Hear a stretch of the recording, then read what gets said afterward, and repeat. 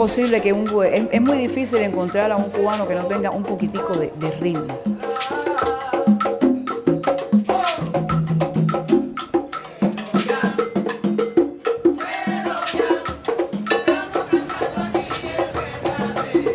¿Qué significa para nosotros eso? Eso es vida. Es nuestra historia. Magali Rolando is a piano teacher who lives in Havana, the capital city of Cuba. She eagerly teaches the younger generation about the roots of Cuba's music. Music lies at the heart and soul of every Cuban. It originated mostly from Africa by those who were brought and enslaved centuries ago on this Caribbean island.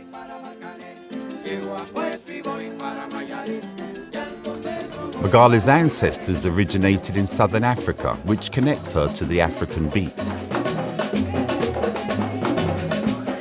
Besides teaching, Magali plays in a musical band led by 45-year-old Ramon Garcia, who creates his own music.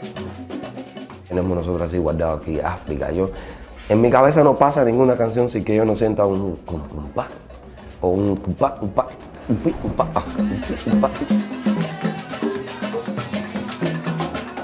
no sé, tiene que haber algo, un sonido para yo sentir que el ritmo me está moviendo. Entonces ya, ahí es donde está el trabajo.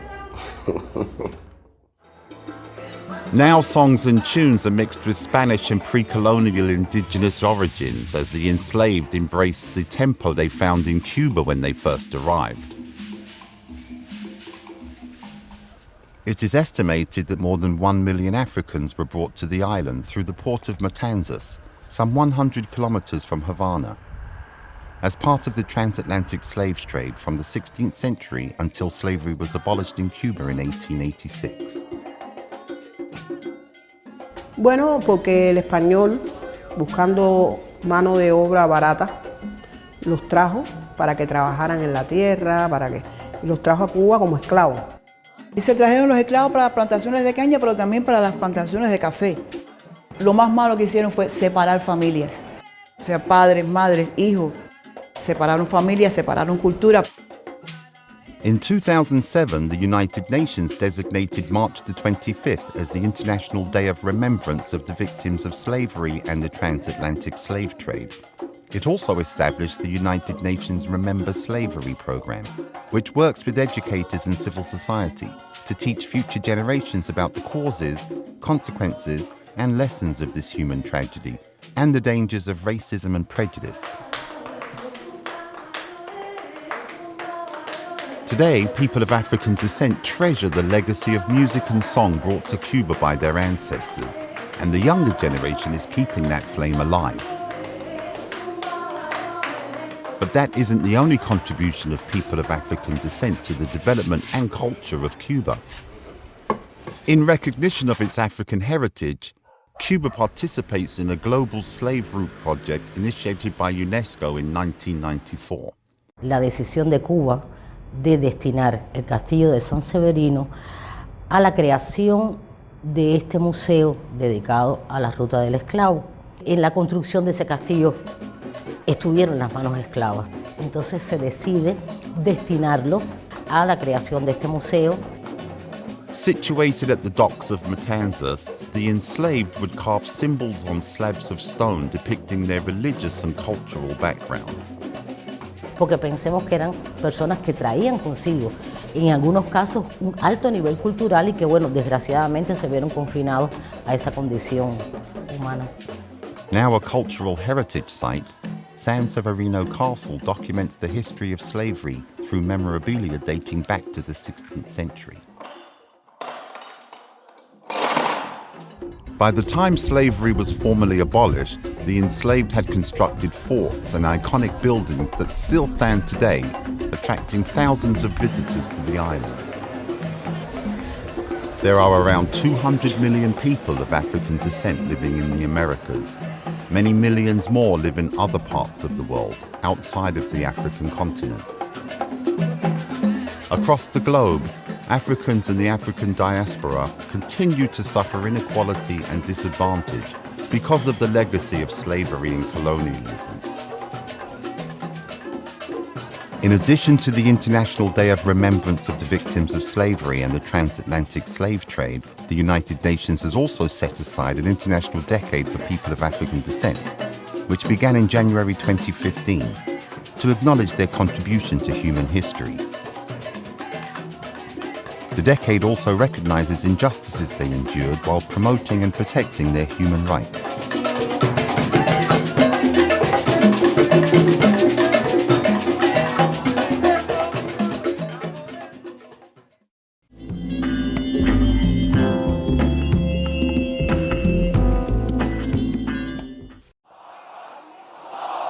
In early 2011, popular uprisings swept through the Arab world and spread to Yemen, triggering a change in leadership when citizens called for President Ali Abdullah Saleh to step down after more than 30 years of rule. Later that year, the United Nations facilitated a peaceful transfer of power to a government of national unity, but that transition was undermined on all sides, and late in 2014, Houthi rebels seized Sana'a, the capital. The conflict escalated again in March 2015 when Yemen's current president, Mansour Hadi, requested military support from a Saudi Arabia-led coalition, unleashing airstrikes against Houthi targets in Yemen, plunging the country into a multi-layered civil war. 45-year-old Najib Hassan and his family felt the impact firsthand. يعني بصراحة بهدلونا جدا البهدلة، الخوف من الصواريخ والفجائع، ويعني شددوا علينا الأزمة، وما قدرت المهم أتواصل حتى بالعلاقة مع الجهال، يعني عشنا كاتبين الخلاص صار. Originally from Taiz province, Najib struggles to maintain 4 children, a wife and 2 members of her family. Dodging airstrikes and gunfire, he collects and sells empty bottles in cans to feed them. Before the Arab Spring, life was much easier for Najib.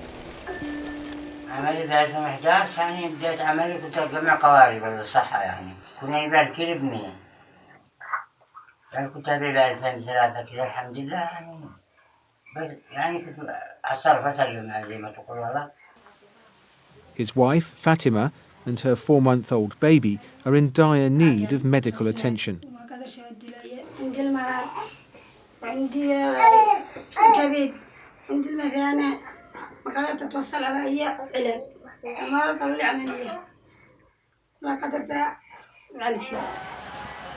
With no extra money left after purchasing basic necessities, Najib can't afford to pay school fees for his children or the monthly rent for his apartment.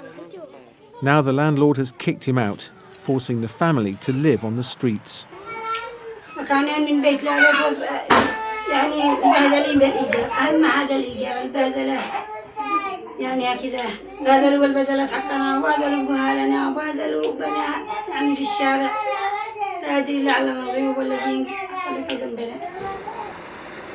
أنا خرجتها بسبب الأوضاع والمشاكل وعندنا البيت حقنا وحق عمي وحق أيتام ما كان يستطيع أن يفعل الإيجار.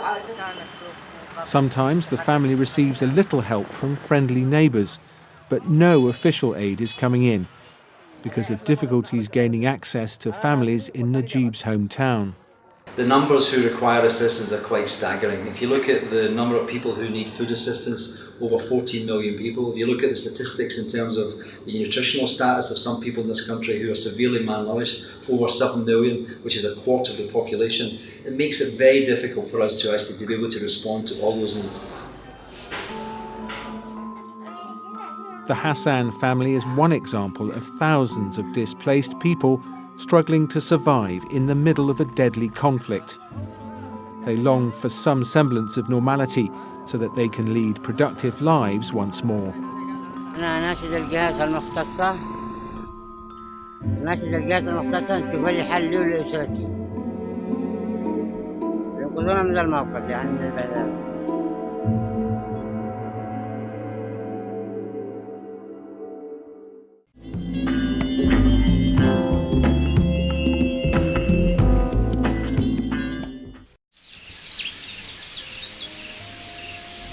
Like most farmers here in Kirehe district of eastern Rwanda, Epiphany Mukamarenzi is up with the sun. She and her husband Bosco work closely together during the daily morning milking session. This would have been unthinkable just a few years ago, when Epiphany was confined to household chores while Bosco exclusively handled anything to do with their income. Things started to change when they took part in a livestock training program 5 years ago. Twebwe tukimara kubona izi nka twari turi abakene nta n'ubwumvikane twagiraga hano mu rugo, ariko aho baduhereye inka n'amahugurwa twagiye tujyamo bagiye baduhugura amafaranga twabonaga umugabo yarayafataga akayajyana sinamenyaga iyo yajyana, ariko aho duhuguriwe. The training Epiphany and her husband received is part of a government project called QUAMP, which aims to increase farmers' incomes and food security. Supported by IFAD, the International Fund for Agricultural Development, and Heifer International, qualifying families receive livestock and are trained to care for them. But it doesn't stop there. Everyone who receives livestock is also trained on gender equality.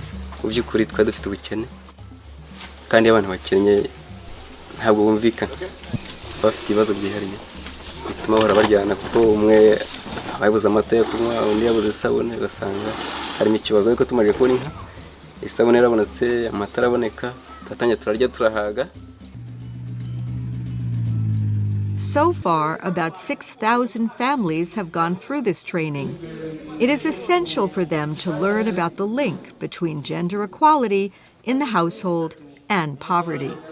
Gender muri projet QUAMP ntago twayibagiwe kuko ntago twayibagirwa kuko uruhare rw'umugore mu cyaro ni runini mu kuzamuka k'ubukungu bw'urugo. Bityo mu buhinzi no mu bworozi abagore bakora imirimo myinshi, bityo ntago twabibagirwa kubahugura no guhugura abagabo. It's all part of the Rwandan government's nationwide push for gender equality.